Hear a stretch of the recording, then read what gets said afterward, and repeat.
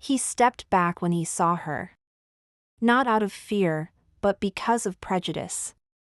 Nara Silva had traveled 3 long weeks, drawn by the promise of love found in handwritten letters from a lonely widower named Otavio Barroso. But the moment she stepped off that train, the dream shattered. Otavio looked at her as if he'd seen a ghost. "You didn't mention that you were black?"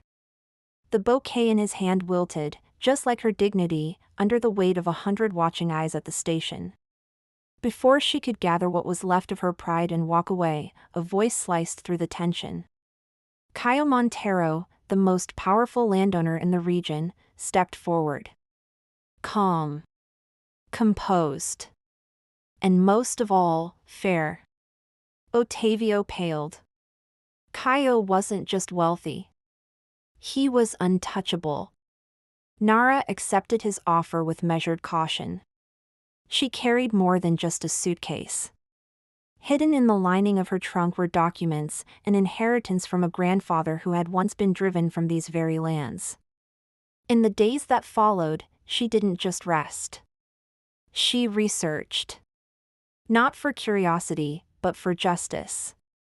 When Otavio came back, masked in concern for the community, Nara stood her ground.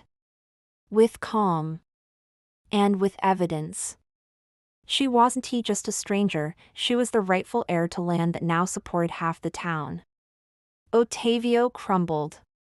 He denied. He shouted. But she had the truth. And Cayo? He had the influence to make that truth matter. At a public town hall, Nara laid it all bare. Ribeiro das Flores, this town that prided itself on tradition, had been built on theft, on silence, on the erasure of voices like hers. But she didn't come to burn it down. She came to rebuild. She proposed a foundation, one that would offer education, preserve jobs, and give homes to those who had none. 6 months later, Ribeiro das Flores had changed. Otavio's old store became the town's first library. The Montero estate? A cultural center. And Nara, now married to Cayo, wasn't just accepted. She was leading the future. Otavio left. Forgotten. But Nara stayed. Not because she won. But because she chose to heal.